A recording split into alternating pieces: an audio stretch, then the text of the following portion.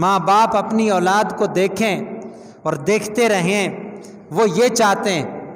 تو رب ذوالجلال نے فرمایا چونکہ مومن یہ چاہتے ہیں اور اب ان کی اولاد ایمان لے آئی، تو اب ہم الحقنا بہم ذریتہم،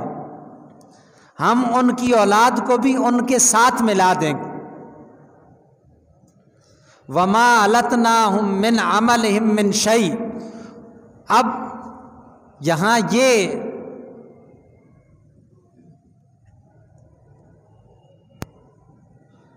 سوال ہوتا ہے کہ جو بچوں کے مرتبے کو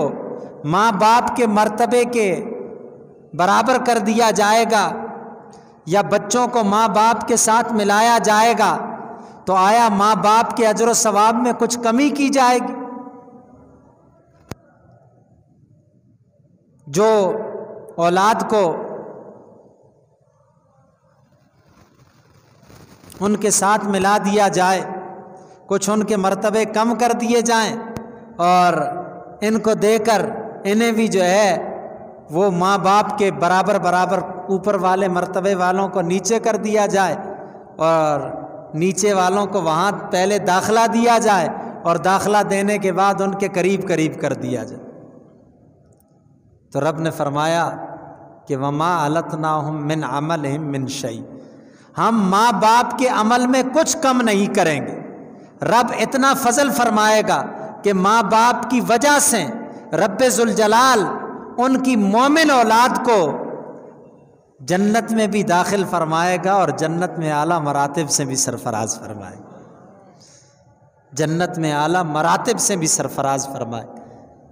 قرۃ اعین لہم، تاکہ ماں باپ کی آنکھوں کو قرار مل جائے، ان کی آنکھیں ٹھنڈی ہو جائیں، والدین کی آنکھیں ٹھنڈی ہو جائیں۔ تو نیکوکاروں کے لیے رب ذوالجلال ان کی اولاد کے معاملے میں اتنا کریم ہے، اتنا رحیم ہے، اتنا مہرباں ہے کہ کل قیامت میں ان کی خاطر دنیا میں تو نفع پہنچاتا ہے، عقبہ میں بھی آخرت میں بھی رب ذوالجلال ماں باپ کی آنکھوں کی ٹھنڈک کے لیے ان کی اولاد کو ان کے ساتھ جمع فرما دے، ان کے ساتھ اکٹھا فرما دے۔ یہ رب ذوالجلال کا کرم۔ تو والدین کو اپنے تئیں اولاد کی حتی الامکان جو وہ کر سکے، صالح اولاد بھی مانگنی چاہیے، دعائیں بھی مانگنی چاہیے، دعا تو مانگنی اور اس کے ساتھ اچھی تربیت بھی کرنی، جیسے نماز کا سکھانا اور جیسے کھانے پینے کے آداب سکھانا، معاشرت کے آداب سکھانا، اسلامی طرز معاشرت، یہ سکھانا ماں باپ کی ذمہ داری۔ ماں باپ کہتے ہیں، اب ماں باپ نے اسلامی طرز معاشرت سکھانا، یہ نہیں اسلام منع کرتا ہے کہ بھائی آپ ان کو کسی اچھے ادارے میں نہیں پڑھائیں، نہیں، لیکن اسلام یہ کہتا ہے کہ آپ انہیں اپنا مذہب سکھائیں، آپ انہیں رب کی پہچان بتائیں کہ تمہارا ایک خالق ہے، تمہارا مالک ہے، تمہیں کسی نے پیدا کیا ہے، اس کے کچھ حقوق ہیں پیدا کرنے والے کے، اس کے کچھ فرائض ہیں، اس کے نبی ہیں، اس نے انبیاء کو بھیجا،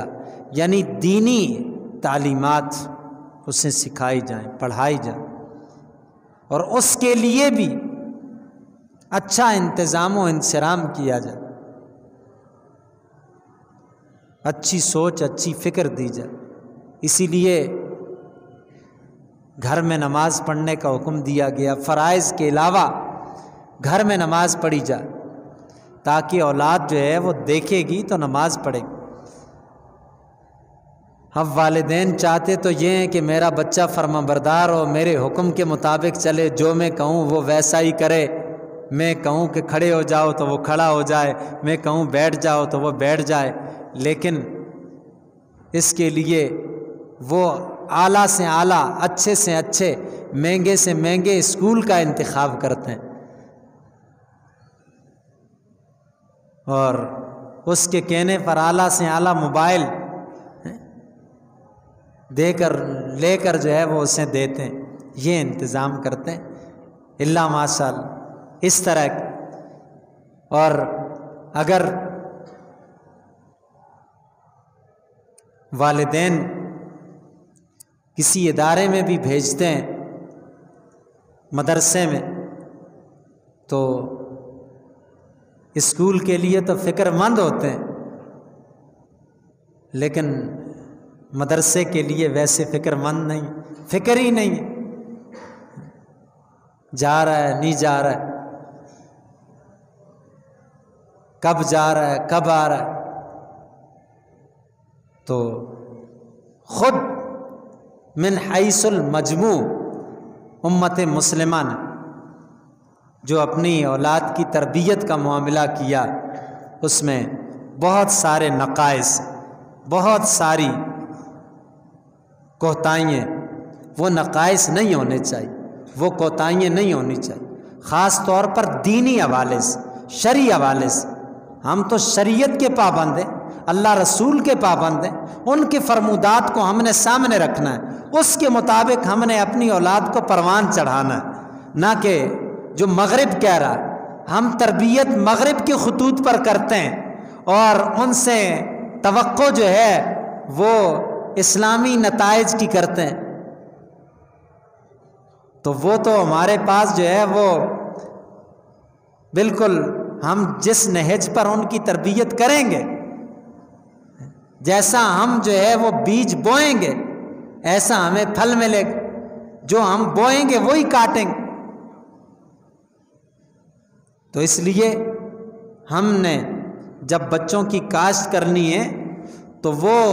زمین دیکھ کر کے کیا کاشت کیا جا رہا، کس طرح ہم جو ہے وہ بو رہے ہیں، کیا سکھا رہے ہیں، کیا پڑھا رہے ہیں، کیا سمجھا رہے ہیں،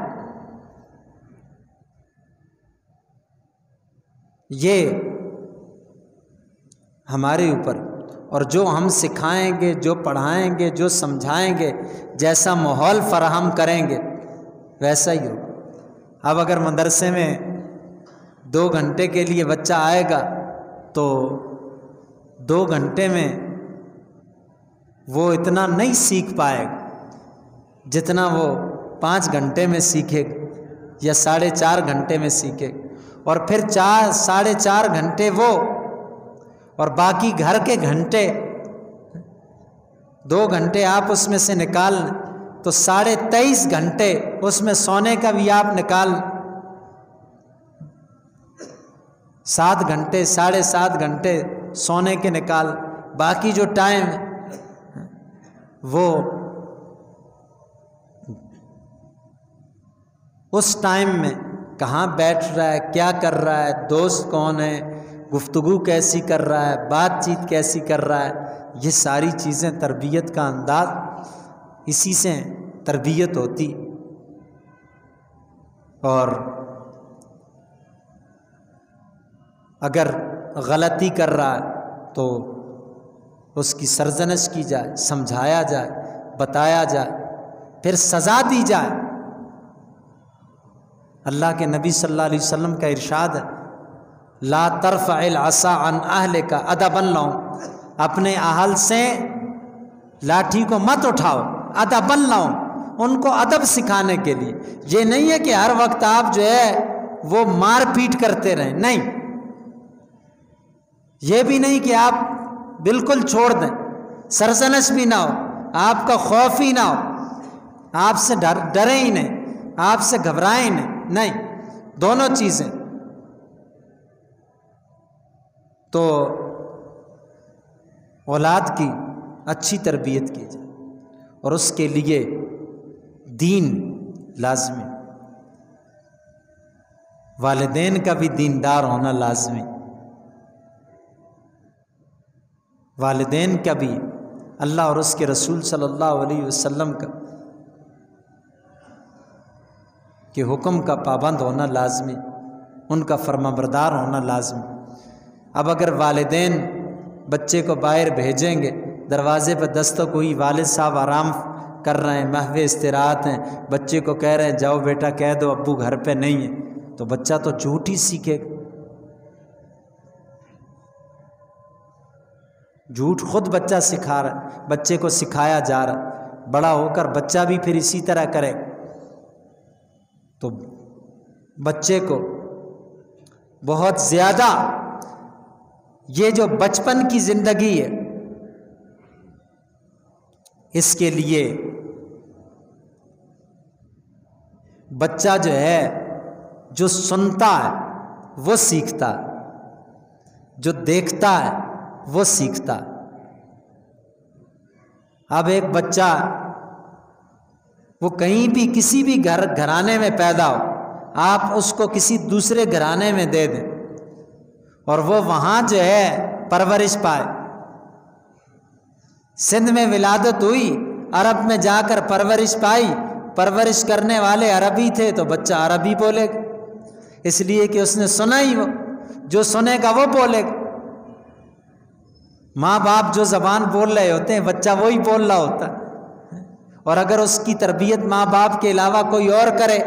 اور وہ کوئی اور زبان بولتا ہو جو اس کے ماں باپ کی زبان نہیں ہے تو بچہ وہی زبان بولے گا۔ تو اس لیے بچہ جو سنتا ہے، بھلے ابھی نہیں بول رہا ہے، جو سن رہا ہے، جو ہم گفتگو کر رہے ہیں وہ وہاں جمع ہو رہی ہے۔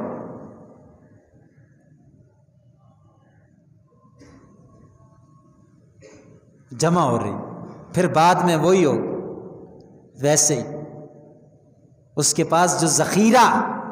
وہ ذخیرہ جو اکٹھا کیا ہوا ہے وہی ذخیرہ سامنے ہے، چاہے وہ ذخیرہ والدین کے ہاں سے ہو، چاہے وہ ذخیرہ دوستوں کے ہاں سے ہو، چاہے وہ ذخیرہ جو اس کی درسگاہ ہے اس درسگاہ سے اکٹھا کر رہا ہو، یہ سب جگہ، ہر جگہ سے ذخیرہ ہو، جہاں جہاں جو دیکھ رہا وہ وہاں سے سیکھ رہا۔ بچے آپ دیکھیں چھوٹے بھی جیسے والدین کر رہے ہوتے ہیں بچے بھی ویسے ہی کرنے کی کوشش کرتے ہیں، نقل اتارنا چاہتے۔ تو اس میں جتنا ہم ان کو دینی حوالے سے، شرعی حوالے سے گائیڈ کر سکیں تو اس قدر وہ مستقبل میں ہمارے لیے نفع بخش، فائدہ مند،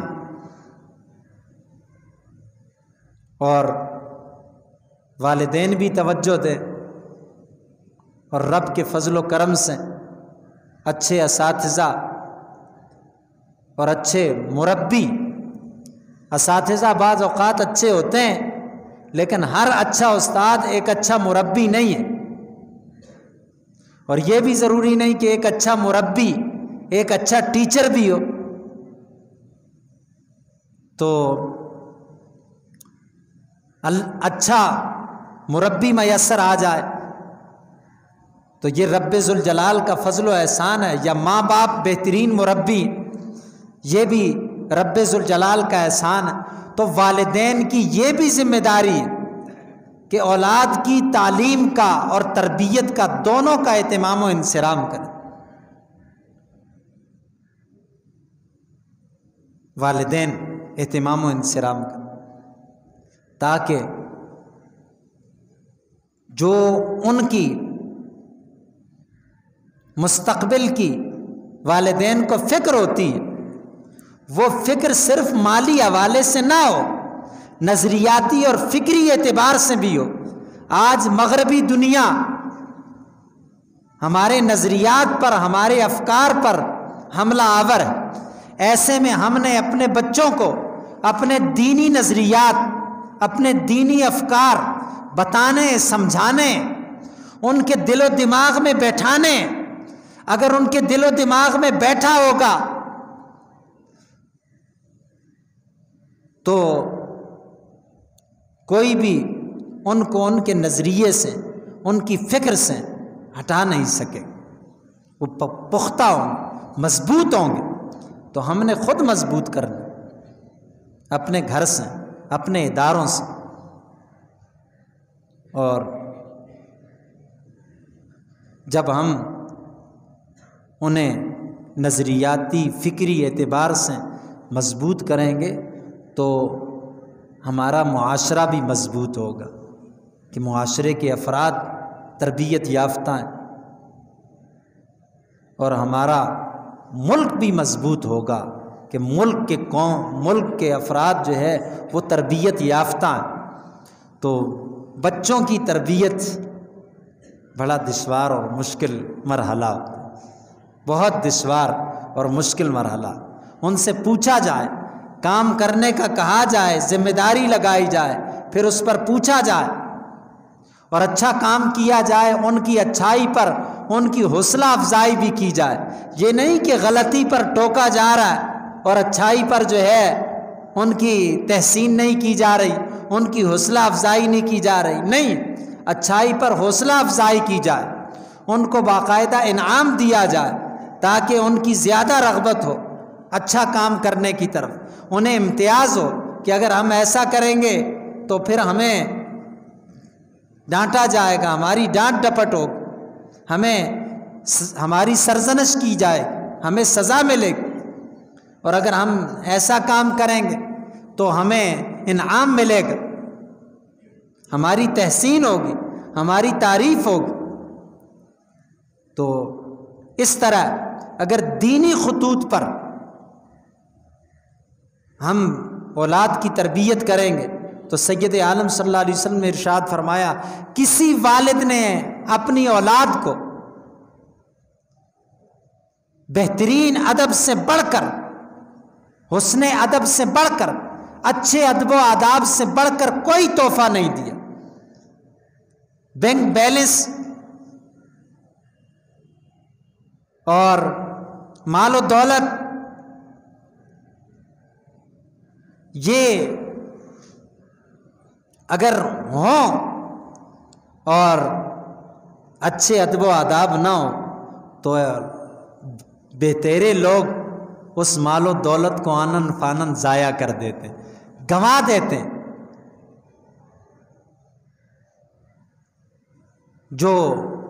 ماں باپ کی چھوڑی ہوئی دولت ہوتی اس کی ناقدری اور پھر خلاص ہو جاتے، اس لیے کہ تربیت ان کی اچھی نہیں ہوتی،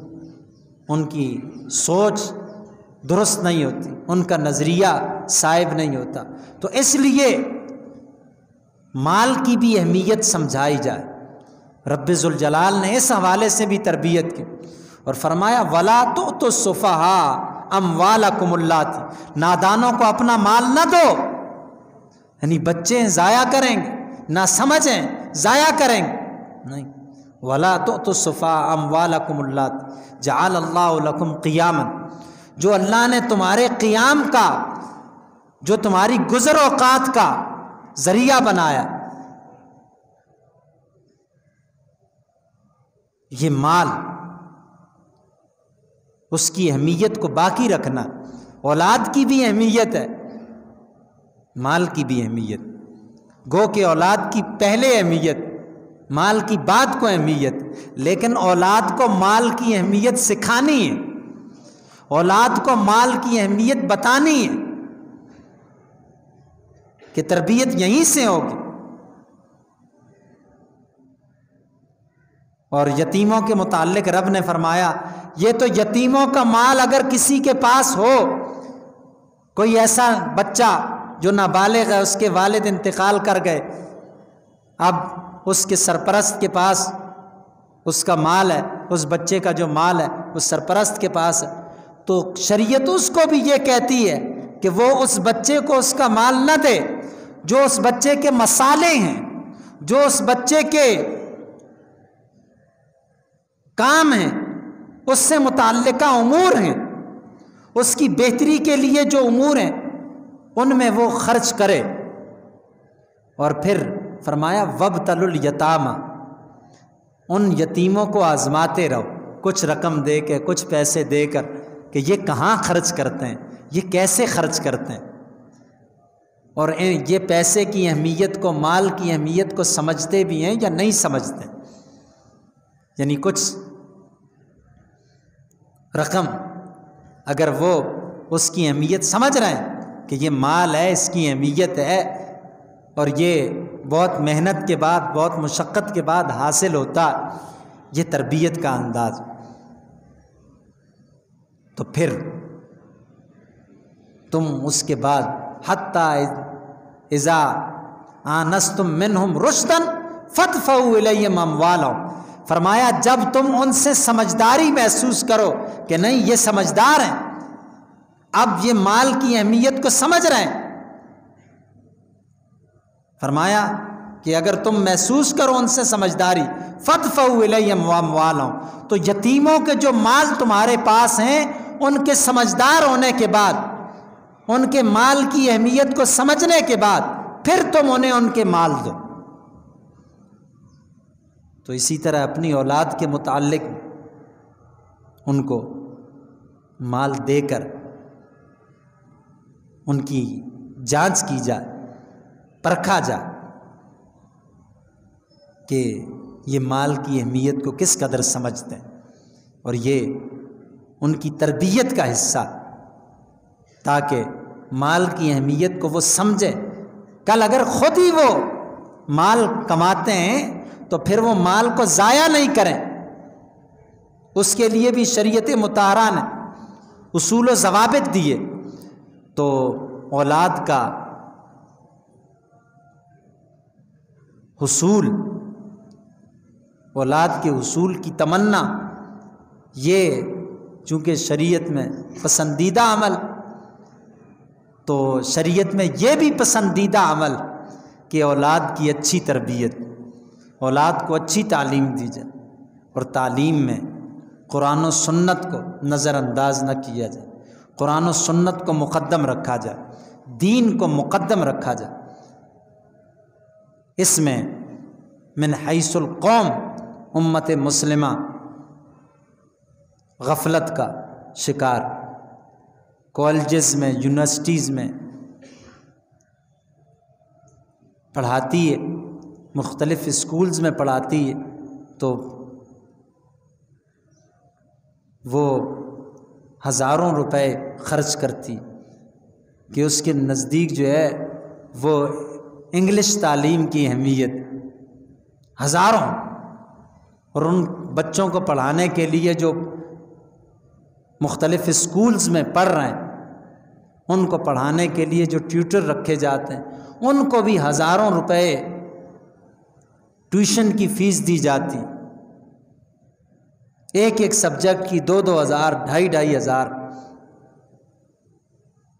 تو اہمیت اس کی ہوئی نا، اللہ کی کتاب کی اہمیت نہیں ہوئی۔ جب ماں باپ کے نزدیک اللہ کی کتاب کی اہمیت نہیں ہے، مسلمانوں کے نزدیک خود اللہ کی کتاب کی اہمیت نہیں ہے، چلو بس ٹھیک ہے پورا مہینہ پڑھائیں گے تو 4,000 5,000 ٹھیک ہوگی۔ یہ من حیث القوم، مسلمان قوم کا، مسلم قوم کا المیہ، تو پھر بچوں کے نزدیک کہاں اہمیت ہو؟ بچوں کے نزدیک بھی اہمیت نہیں۔ پھر جس قرآن کی آپ ناقدری کر رہے ہیں، اس کی تعلیمات کے مطابق آپ کا بچہ آپ سے کیسے اس نے سلوک کرے؟ پھر آپ بچے سے توقع رکھتے ہیں آپ خود قرآن کی ناقدری کریں، دین کی ناقدری کریں۔ یہ دین کی ناقدری، قرآن کی ناقدری کہ ہم اپنے بچوں کے لیے انگلش تعلیم کے لیے ہزاروں خرچ کریں، ان کے کورسز کے لیے ہزاروں خرچ کریں، ان کے لانے لے جانے کے لیے، پک اینڈ ڈراپ کے لیے ہزاروں روپے خرچ کریں، لیکن جب دین کا معاملہ ہو تو ہم سے ہزاروں روپے نہیں نکلیں، پھر ہم کنگلے ہوں، ہمارے پاس کچھ ہو ہی نہیں۔ پھر ہماری توجہ ہی نہ ہو تو ہم خود کہاں کھڑے؟ یہ خود ہمیں غور کرنا چاہیے، خود ہمیں سوچنا چاہیے، ہر فرد کو سوچنا چاہیے۔ پھر وہ آ کر شکایت کرے حضرت تعویذ دے دیں بچہ مانتا نہیں، کوئی وظیفہ بتا دیں بچہ مانتا نہیں، تو آپ نے اللہ رسول کی مانی،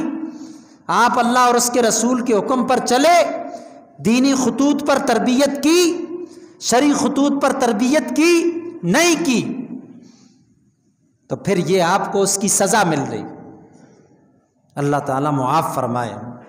اللہ ہمیں سنبھلنے کی، سنورنے کی، اپنی اصلاح کرنے کی توفیق عنایت فرمائے تاکہ ہم صحیح خطوط پر چلیں، اپنی اولاد کو قرآن و سنت کی تعلیم دیں اور دینی مدارس کو اعلیٰ سے اعلیٰ، جہاں ہمارا بچہ پڑھتا بھی ہے نہیں ہے فیس، کیا فیس ہے 200 روپے 100 روپے، ہم کہیں نہیں ہم جو ہے وہ 5000 دیں گے اپنی استعداد کے مطابق، 1000 روپے ہم دیں گے، نہیں زیادہ فیس رکھیں، زیادہ لیں۔ تو قرآن مجید فرقان حمید کی، اللہ کی کتاب کی، مدارس دینیہ کی قدر کریں، انہیں بڑھائیں، اس طرف قوم کو لے کر آئیں، اس طرف اپنے بچوں کو لے کر آئیں، اور جو مدارس ہیں جہاں تعلیم اچھی دے رہے ہیں ادھر بچوں کو لے کر جائیں، اور وہاں جو مسائل ہیں ان کے حل کے لیے کوشاں ہوں، تاکہ آپ کے بچے مستقبل میں آپ کی آنکھوں کی ٹھنڈک بن سکیں۔ پھر یہ پیسہ کام نہیں آئے گا، پھر بچوں کی الفت و محبت کام آئے گی، بچوں کی تربیت کام آئے گی جو آپ نے تربیت کی ہوگی۔ تو اس لیے آج ہمیں دینی خطوط پر اپنی نئی نسل کی، اپنے بچوں کی تربیت کرنے کی حاجت و ضرورت ہے، اور تربیت میں غفلت اور کوتاہی ہمارے لیے پریشانیوں کا، مسائل کا سبب اور باعث بنے گی۔ اس لیے جو دینی خطوط پر، شریعت مطہرہ کے خطوط پر تربیت ہوگی وہ کامیابی کی ضامن ہے۔ تو رب ذوالجلال ہمیں اس کی توفیق عنایت فرمائے کہ ہم اپنی اولاد کی دینی شرعی خطوط پر، قرآنی خطوط پر تربیت کریں، تاکہ کل ہماری اولاد صحیح معنی میں دنیا و آخرت میں ہماری آنکھوں کی ٹھنڈک بن سکے۔ وما توفیقی الا باللہ وما علیہ الا البلاغ المبین۔